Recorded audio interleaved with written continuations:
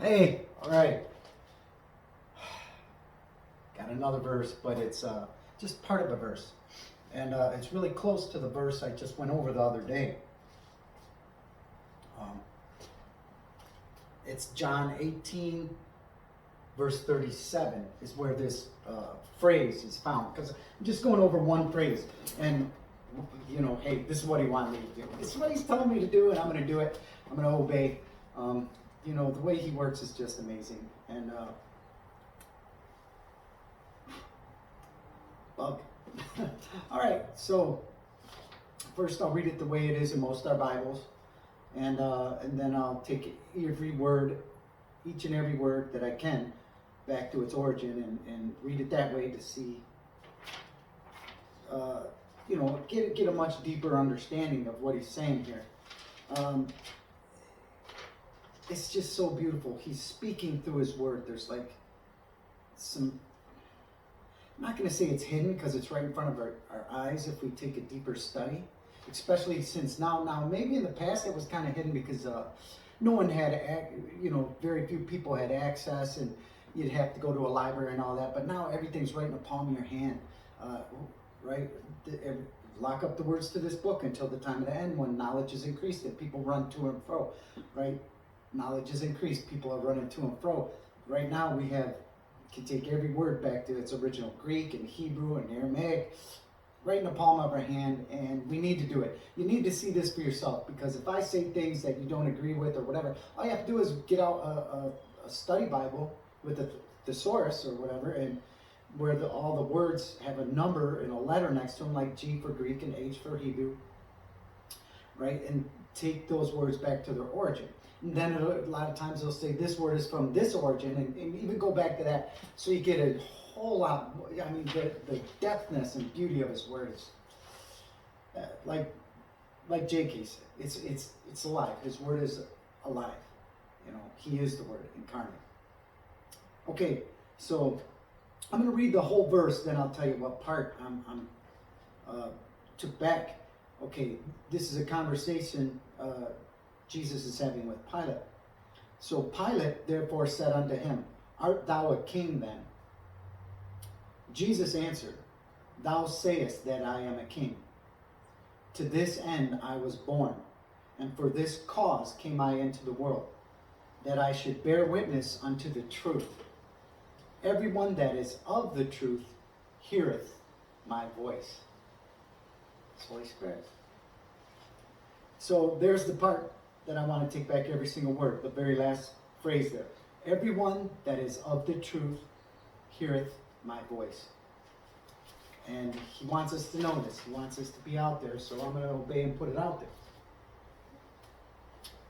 Oh man, got my glasses. Oh boy. I can see it pretty good. All right, so here we go. So this is that phrase from that verse. Everyone that is of the truth heareth my voice. This is beautiful. Each and every individual, whosoever, that has come into being to exist, out of their place of origin, from the heavenly, by the cause to be brought into completion of a truth, to become like God, right? But when we're in this world and we hear his voice, he calls us. He's constantly calling us. But you have to, most people just ignore that voice and do their own thing, listen to their own voice of the flesh, which is the fruit from the tree of the knowledge of good and evil. And the characteristic is very self-serving and full of pride and indignant and bitterness. So anyways, here we go. So that says a lot right here. Each and every individual, whosoever, that has come into being to exist out of their place of origin from the heavenly, by the cause to be brought into completion of a truth in reality through now this is crazy, through a simulation. Understand this. To be brought into completion of a truth in reality through a simulation of deceit, to love the truth and speaking the truth as not concealing, and it even went further, as not concealing Christ, the beginning and the end, as in not concealing Christ, the beginning and the end. Like our flesh is, you can see, look at this world. Everything in this world is trying to conceal that truth. That is the truth. Everything in this world, in the physical, the flesh, the kingdom of the flesh, is trying to conceal the truth that Jesus is the beginning and the end. Okay, from the sense of privation. And they are doing so by the sense of privation. And privation is lacking essentials, the essential for life, which is Jesus, which is God himself, the source of all life, that breathed, that spoke everything into existence by his breath, spoke everything into existence.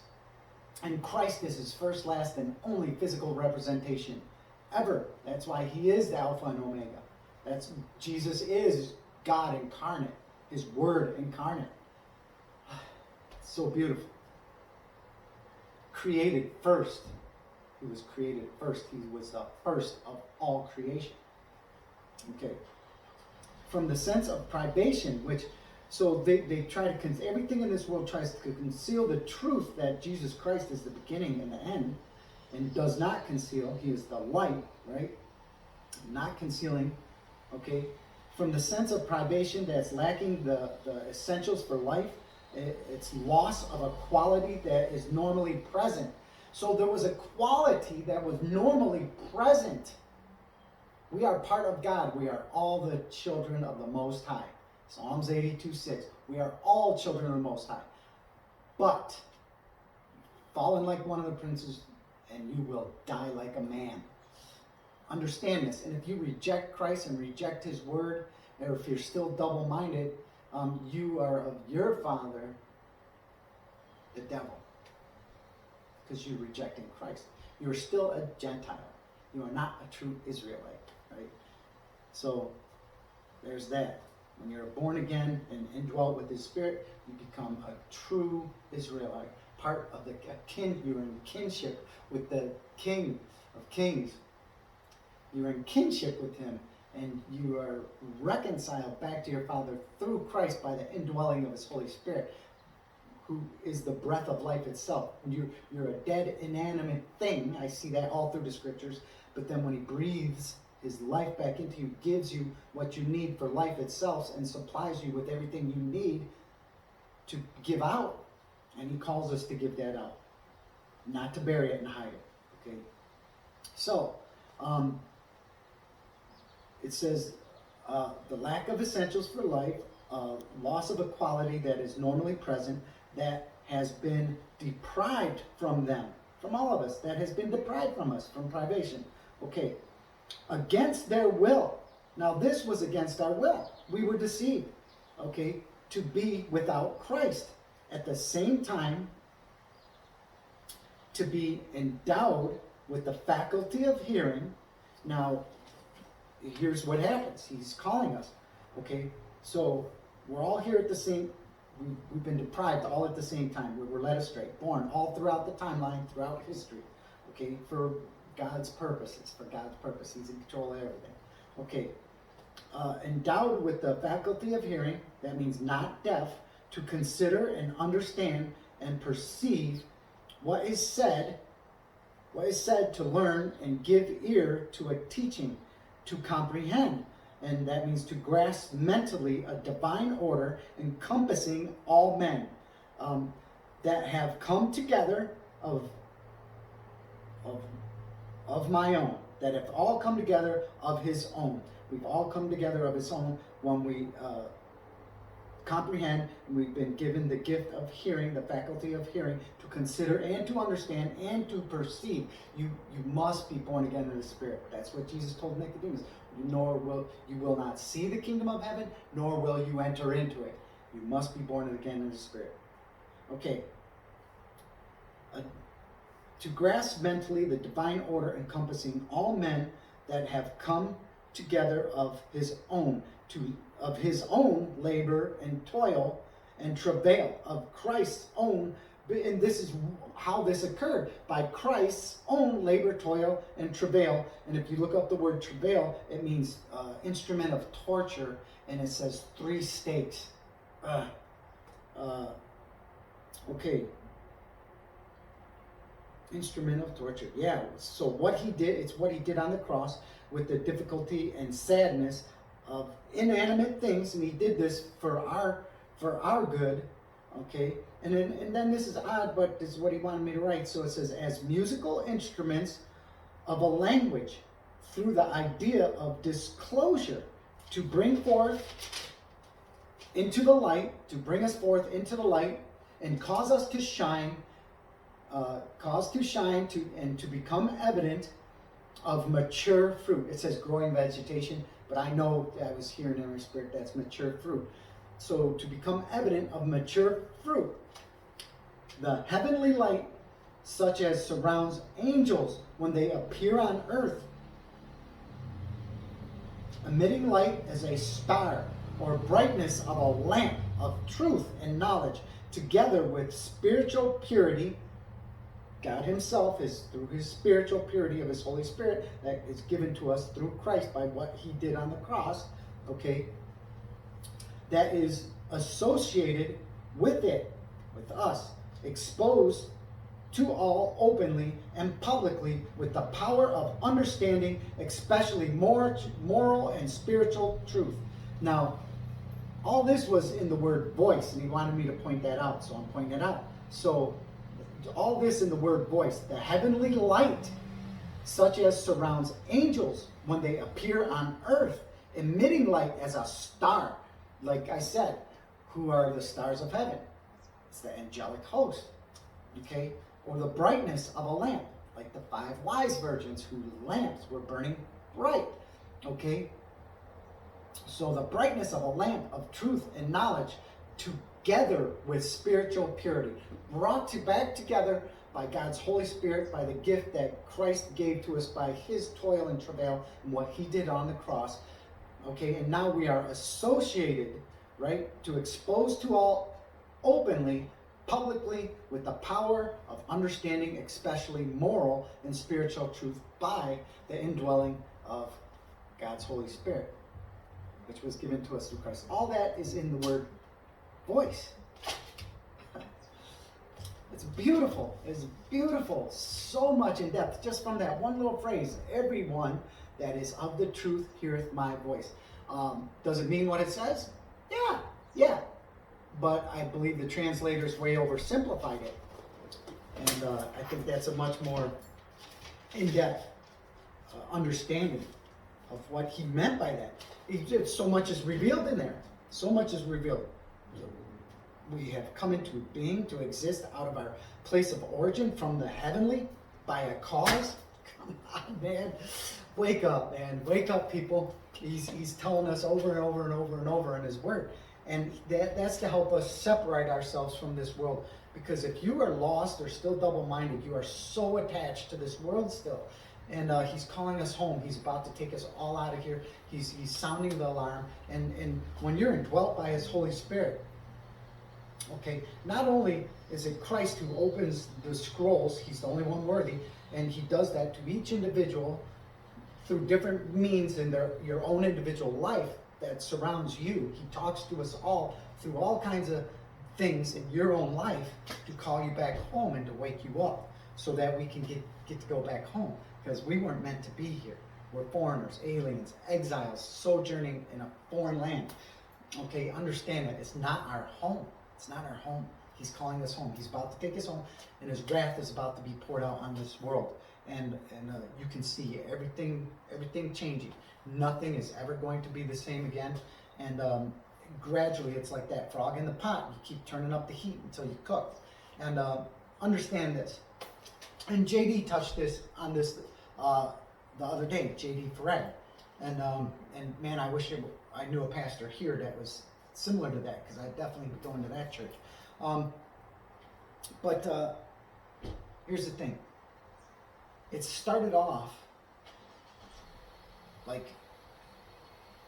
possibly even decade after decade, things get a little worse, a little more satanic, basically, a little more revealing. And all this is designed and allowed to occur. We're reaping what we sow by our own decisions, but this is God allowing this to occur to make us realize what this world is and who we are and why we're here, to turn back to Him. And it's come down to not just maybe centuries, to decades, to years. Like everything's speeding up. You can see it. Each year things get a little more depraved and immoral. And our freedoms are taken, our God-given freedoms are being taken, stripped from us. And it's come down to months. And I think we can all see it. Every month things are getting a little worse and a little more worse. More freedoms and rights taken away. And this is going to continue. It's going to continue. And it's going to start to come down to weeks. And you'll be able to see, and I believe we're right at that right now. Each week you can see things getting worse and worse in this world, and it's designed to wake us up. It's designed to wake us up. And pretty soon, really soon, I believe, and it's going to happen real quick, it'll be each day. Each day, if you're still here and you wake up here still in this world, it's going to come to a point where each day you're going to see it just get more and more depraved and violent and wicked and immoral and worse. You don't want to be here. You don't want to be here.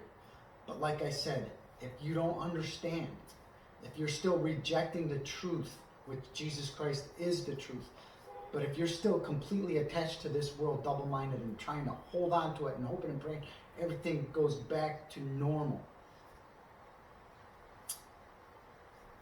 you're mistaken. You're deceived. You're deceived.